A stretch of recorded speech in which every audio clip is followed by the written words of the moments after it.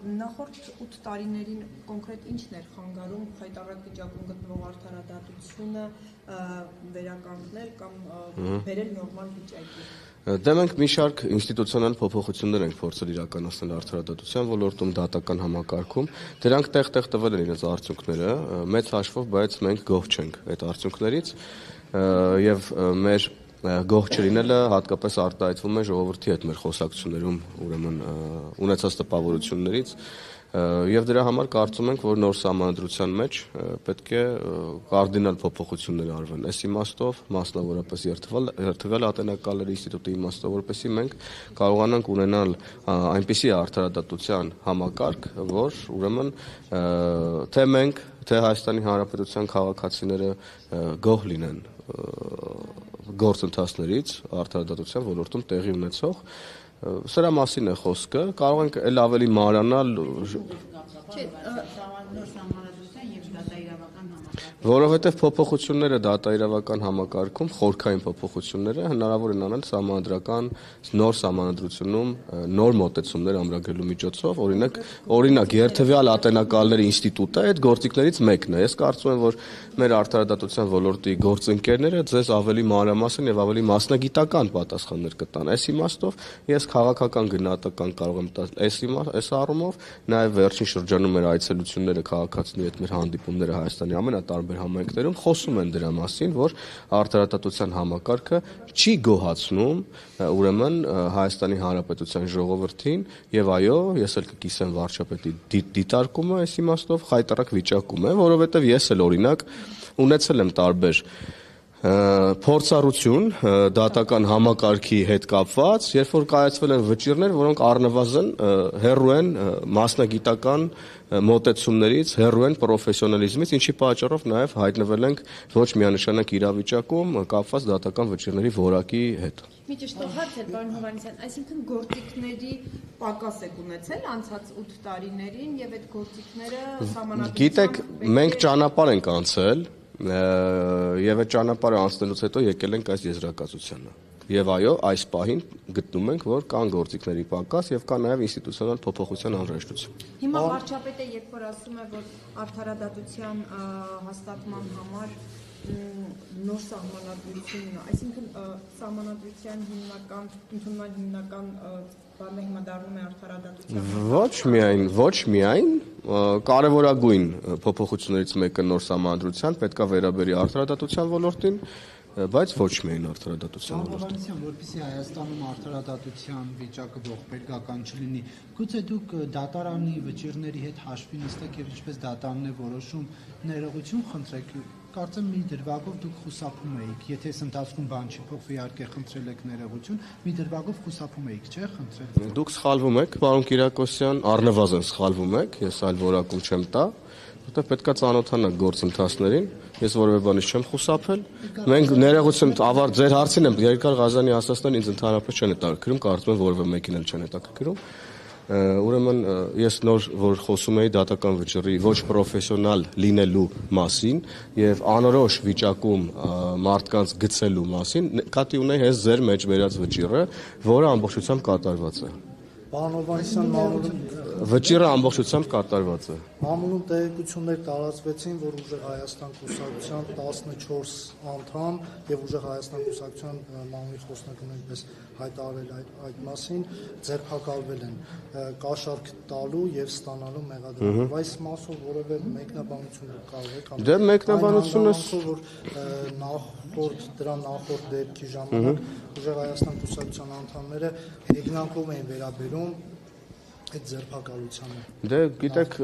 Հայաստանի Հանրապետությունը իրավական պետություն է, փակված է էջը Հայաստանում ընտրակեղծարարության եւ ով կփորձի այդ ճանապարհով գնալ, հանդիպելու է օրենքի ուժին, ինչը որ մենք տեսնում ենք։ Իրավապահ մարմիններն աշխատում են, ես այս իմաստով չեմ կարող որևէ մեկնաբանություն անել, իմ մեկնաբանությունը զուտ քաղաքական կարող է լինել, այն առումով, որ օրենքի առաջ բոլորը հավասար են եւ բոլորը պատասխան են տալու առանց որևէ կարգավիճակի։ Ես նաեւ տեսնում եմ, որ մարդիկ ինչ որ հղումներ են անում մարդկանց տարբեր կարգավիճակներին, միևնույն ժամանակ այդ կարգավիճակի օրինակ կերակրող մոր կամ կնոջ կարգավիճակը հաշվի չառնելով նրանց դրդում են տարբեր տեսակի հանցանքների ընտրական զեղծարարության մասին է խոսքը, հետո գալիս են ասում են, թե բա գիտեք, ուրեմն կերակրող մայրը եւ նրան ձերբակալեցին։ Օրենքը չի ճանաչում կարգավիճակ, այս իմաստով լավ է գոնե որ դատարանը խափանման միջոցը կիրառել է կերակրող մոր վերաբերյալ ուրեմն վարչական հսկողությունը, ինչը ես ասում եմ, որ ոչ թե պատիժ է այս դեպքում, այլ փրկություն, որովհետև պետության հովանու ներքո այդ մարդիկ չեն կարողանա նոր հանցանքների գնալ եւ վտանգի տակ դնել իրենց երեխաներին, իսկ մնացած գործընթացները իրավական գործընթացներ են, բոլորը պատասխան են տալու օրենքի առաջ, Հայաստանում ընտրակեղծիքներով, ընտրակաշառքներով հնարավոր չի ազդել ընտրության արդյունքների վրա, մենք դա թույլ չենք տվել, թույլ չենք տալու։ Պարոն Հովհաննիսյան, արդյոք հող չեք նախապատրաստում այդ կուսակցությանը թույլ չտալու ընտրությունների մասնակցել, նաև ես հիշում եմ Կենտրոնական ընտրական հանձնաժողովի նախագահին ձեր տված հարցը, որ ասում եք ինչու օրինակ այդքան կարող է մասշտաբային կաշառքի մասին լինի եւ թույլ չտալ։ Այսինքն հող եք նախապատրաստում։ Մենք ենք ներողություն, ընտրակաշառք բաժանում են ուժեղ Հայաստանի ներկայացուցիչները, բայց մենք ենք հող նախապատրաստում, չէ, իմ հարցը վերաբերում էր Կենտրոնական ընտրական հանձնաժողովի նախագահի դիտարկու ուրեմն կարծիքին եւ նաեւ թե ինչ պետքա տեղի ունենա, ինչ մասշտաբներին պետք է հասնեն օրինակ ընտրազեղծարարությունը կամ բարեգործության նորմի խախտումը, որ մենք ուրեմն չգրանցելու process-ին հասնենք, բայց պատասխան լսեցի, որ քանի դեռ կուսակցությունները գրանցված են ռեգիստրում, ապա չգրանցելու մասին խոսք լինել չի կարող։ Իմ հարցը ճշտող հարց էր, ինչ վերաբերվում է ձեր դիտարկմանը, որ մենք ինչ որ հող ենք նախավ ես կրկնում եմ, շինծու որևէ գործ չկա Հայաստանի Հանրապետությունում շինծու գործերի դարաշրջանը վաղուց փակված է, կան ձայնագրություններ, կան օպերատիվ տվյալներ, որոնք հրապարակվում են պատե առիթներով եւ ուրեմն մնացածը իրավական տիրույթում է, թե ինչ-որ մեկը հող է նախապատրաստում, որ ուժեղ Հայաստան կուսակցությունը չգրանցվի կամ գնա եւ տապալվի ընտրություններին, այդ միակ հող նախապատրաստող հենց իրենք են, իրենց գործողություններով, իրենց հայերեն չիմացող առաջնորդով, իրենց ուրեմն ընտրակաշառք բաժանելու փորձերով, իրենց իբր թե բարեգործության անվան տակ, ուրեմն ընտրակաշառք բաժանելու փորձերով։ Միայն վարչապետը չէ, դուք թիմ առհասարակ մշտապես ասել եք, որ եթե ես ճիշտ եմ հիշում, բայց ամեն դեպքում դա կլինի ձեր հանձնարարությունը, որ Հայաստանում ընտրակեղծիքներով եւ այլն քիչ առաջ էլ ասացիք, ընտրություններ կեղծելու այդերը փակված է։ Հիմա դուք երբ որ իրավապահ համակարգը ինչպես դուք եք ծնվում, գործում է, կատարում է լիարժողիկ գործառույթները, այս պայմաններում հնարավոր է, որ Հայաստանում համակարգված կաշառք բաժանելու գործընթացով ընտրություններ կեղծվեն։ Ինչպես տեսնում եք, հնարավոր չէ, որովհետև ինչպես տեսնում եք, կան որոշ շրջանակներ, որոնք փորձում են, եւ ամեն օր մենք տեսնում ենք, որ ձեր նշած ուրեմն գործերի հետ կապված մարդիկ են ձերբակալվում, օպերատիվ տվյալներ են հրապարակվում եւ հետեւաբար ձեր հարցի պատասխանը այստեղ է ամփոփված։ Եթե իրավապահ համակարգը չկարողանար օպերատիվ կերպով արձագանքել նման իրավիճակներին, ապա այո, մենք կվերադառնայինք այն կետին, երբ որ համակարգային ընտրակեղծիքներ էին տեղի ունենում Հայաստանի Հանրապետությունում ամենատարբեր դրսևորումներով։ Կամ ընտրակաշառքի, կամ ընտրատեղամասում լցոնումների եւ այլն եւ այդպես շարունակ, բայց իրավապահ համակարգն իր տեղում է, հակակոռուպցիոն կոմիտեն օպերատիվ կերպով գործում է եւ ուրեմն թույլ չի տալու, որ վերադարձ լինի նախկին վարքերին։ Պարոն Հովհաննիսյան, կարելի է ձեր ասածից պնդել կամ ենթադրել, եզրակացնել, որ այն արդյունքը, որ կգրանցվի ընտրություններում, դա կլինի արդար ընտրություններով։ Եթե որևէ կողմ կմտածի, որ ընտրությունների արդյունքները ուրեմն արդար չեն կամ առնվազն ցանկություն կունենա վիճարկելու, Հայաստանի Հանրապետությունում կան բոլոր իրավական ճանապարհները դա անելու համար, թե մեր կողմից, թե ուրեմն մյուս քաղաքական ուժերի կողմից։ Պարոն Հովհաննիսյան, ասացիք ուժեղ Հայաստանը կաշառք է բաժանում։ Ես ասացի, որ կան օպերատիվ տվյալներ եւ ձերբակալված անձինք, որ նրանք կաշառք են բաժանում։ Չէ, մինչ այդ էլ ուղիղ ասացիք, որ կաշառք են բաժանում, այսինքն ձեզ դատարանի վճիռ պետք է։ Ես ասացի, որ կան օպերատիվ տվյալներ եւ կան, եթե այդպես է տպավորվել, ապա ես կրկնում եմ, որ կան օպերատիվ տվյալներ եւ ձերբակալված անձինք առայն, որ ուրեմն ուժեղ Հայաստանի ներկայացուցիչները ներգրավել են այս կամ այն ընտրական զեղծարարությունների մեջ։ Կապացուցվի դա, թե չի ապացուցվի, այո, թող լինի դատական վճիռ, բայց առնվազն մենք ունենք օպերատիվ տվյալներ, որոնք հրապարակված են, որտեղ մարդիկ ներողություն ռուսերեն բառիս համար տելևիզոր են բաժանում, հետո նաև քյաբաբի ինչ-որ բաժանման գործընթացների հետ գործ ունեցանք, հետո հեռուստացույցի փողն էին առաջարկում, մեծամորում մարդկանց էին ոնց որ թե գրանցել եւ բայց այդ գրանցված մարդկանց օգտագործում էին որպես ուրեմն ընտրական process-ներն էլի կեղծելու համար ամեն դեպքում նման տվյալներ կան հակակոռուպցիոն կոմիտեում իրավապահ մարմինները տվյալներ են հրապարակել այո դատական վճիռներ կլինեն հետո արդեն ավելի հաստատակամ կխոսենք սրա մասին մենք հիմա հիմնվում ենք այսպա եղած տեղեկատվությունների վրա Պարոն Հովհաննիսյան եթե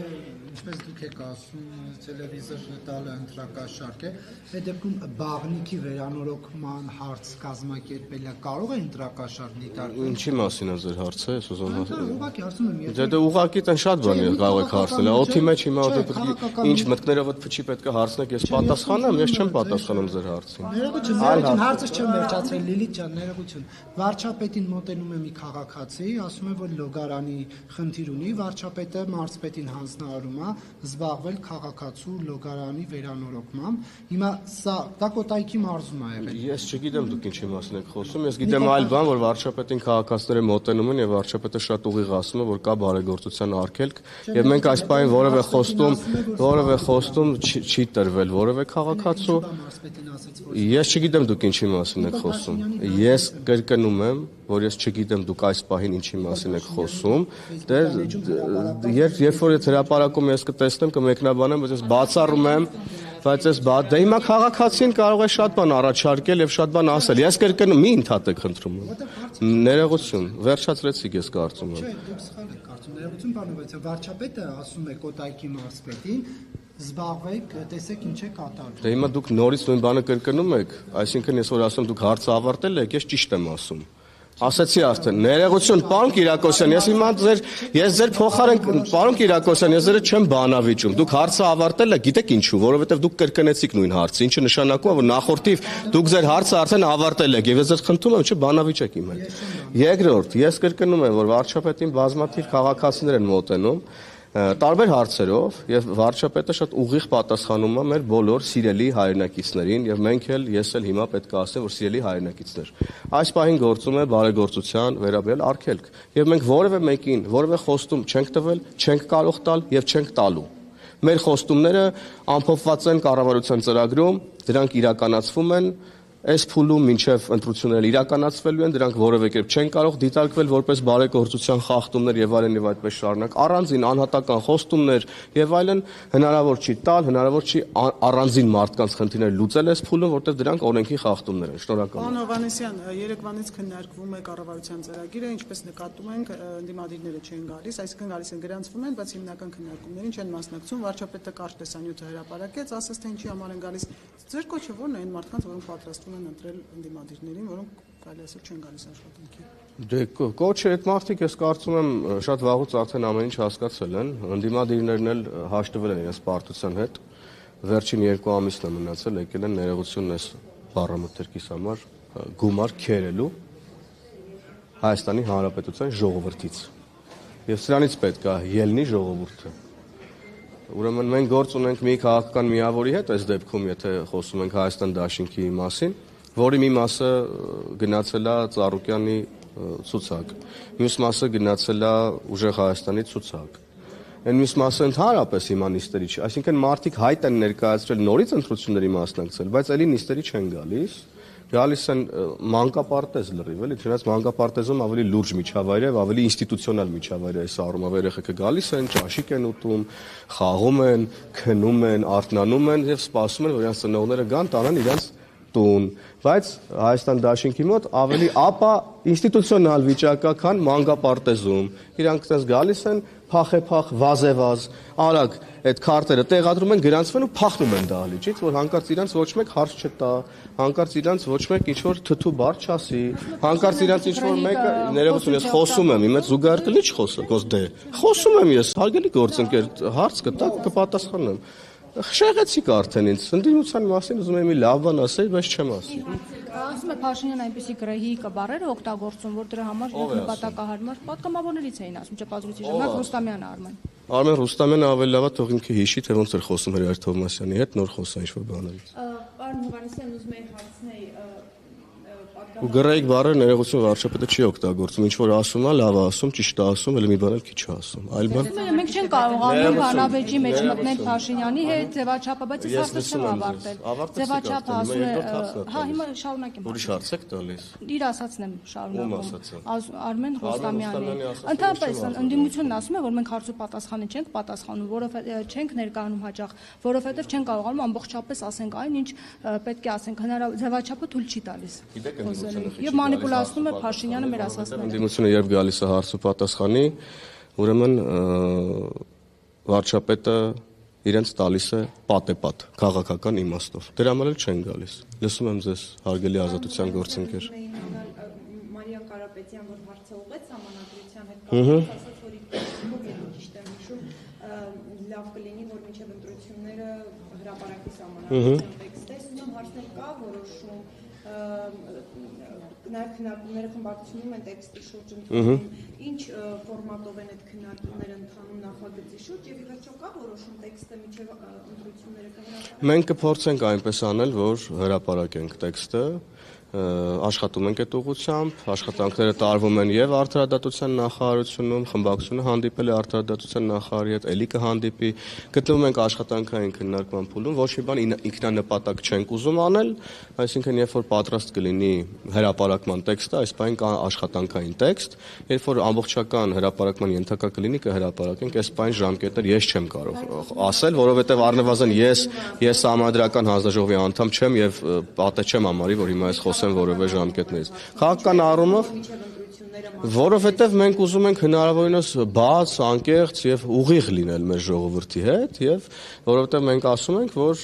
ակնկալում ենք մեր քաղաքացիներից ստանալ համանդրական մեծամասնություն եւ ասում ենք, որ ընտրություններից հետո գնալու ենք համանդրական նոր համանդրության ընդունման հանրաքվեի եւ կարծում եմ քաղաքական իմաստով լավ կլինի, որ ստացվի այնպես, որ մենք հաջողենք մեր աշխատանքներում եւ ստացվի տեքստը հրապարակել մինչեւ ընտրություններ, բայց կրկնում եմ մենք աշխատանքային փուլում ենք գտնվում, դրա համար ես չեմ կարող այս բանին կանխատեսումներ, ժամկետներ եւ հաստատապես որևէ բան ասել։ Որ փորձեք կարճ ներկայացնել սահմանադրության առանցքային փոփոխությունը բովանդակային առումով որ լինելու է եւ որ դուք ֆիքսել եք, որ կոնկրետ կետեր առանցքային փոփոխության են ենթարկվելու, կարող եք ասել։ Շատ կան առանցքային կետեր, բայց ես կրկին քաղաքական գնահատականը իմ կտամ, որ պետք է լինի սահմանադրություն, որի հետ Հայաստանի Հանրապետության ժողովրդի մեծամասնությունը հաշտ է լինելու եւ պետք է ունենանք սահմանադրություն, որի ընդունման համար մարդկանց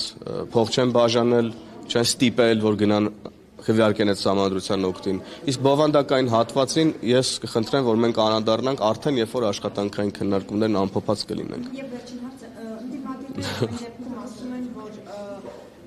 այդ արդարադատության մասին նաև որ խոսում է եւ այլն, այս ամբողջ փոխանցվածությունը քողարկելու են, որ այս համանդրությունը իրականում փոխվում է Բաքվից եկած պահանջով։ Եվ եթե չլիներ առանցքային կհասկանային ինչ է փոխվում, օրինակ վարչապետի լիազորությունները շոշափելի։ Դե ես նորից պետք է ասեմ, որ գտնվում ենք աշխատանքային քննարկման փուլում, երբ որ տեքստը կհրապարակվի, ձեր բոլոր հարցերի պատասխանները դուք կտեսնեք։ Իսկ ինչ վերաբերվում է արտաքին ազդեցություններին, ապա Հայաստանում արտաքին ազդեցության ներքո գտնվում է անդիմությունը,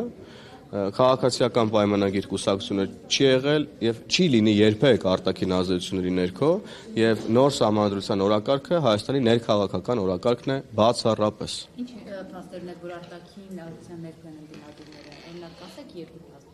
երկու փաստ։ Դե մեկը որ մենք տեսնում ենք, որ ուրեմն կան առաջարկներ եւ խնդրանքներ, որպեսզի Հայաստանի քաղաքացիություն ունեցող մարդիկ մասնակցեն ընտրություններին, մենք հասկանում ենք ում մասին է խոսքը։ Նաեւ տեսնում ենք, որ օրինակ Հայաստան Դաշինքի առաջնորդը խոսում է միութենական պետություն ունենալու մասին, տեսնում ենք օրինակ Գագիկ Ծառուկյանը խոսում է իր եւ Լուկաշենկոյի ախբերության մասին, ով աջակցել է Ադրբեջանին Ղարաբաղի վրա հարձակման ժամանակ։ Ես կարծում եմ, էլի կան շատ փաստեր ու դուք ինձանից շատ փաստեր պետք է իմանաք եւ ես չպետք է այդ աշխատանք անեմ, դուք պետք է այդ աշխատանք անեք բացահայտելու համար արտաքին կարող եք ասել, դուք լրագրող եք եւ ձեր նաեւ աշխատանքի մեջ է մտնում։ Կարող ենք ընդդիմադիրներ ասացնել, դուք եք թուրք ադրբեջանական Դե դա վիրավորական եւ անհիմն հայտարարություն է։ Ես որ ինչ-որ ներողություն դիմությունը շատ բան է ասում։ Ես ինչ-որ ասացի հիմնավորված է, դրա մասին կան տեսանյութեր։ Դուք հարցը տվեցիք, ես պատասխանեցի, ավարտեցինք։ Լսում եմ ձեզ։ Երկու օր առաջ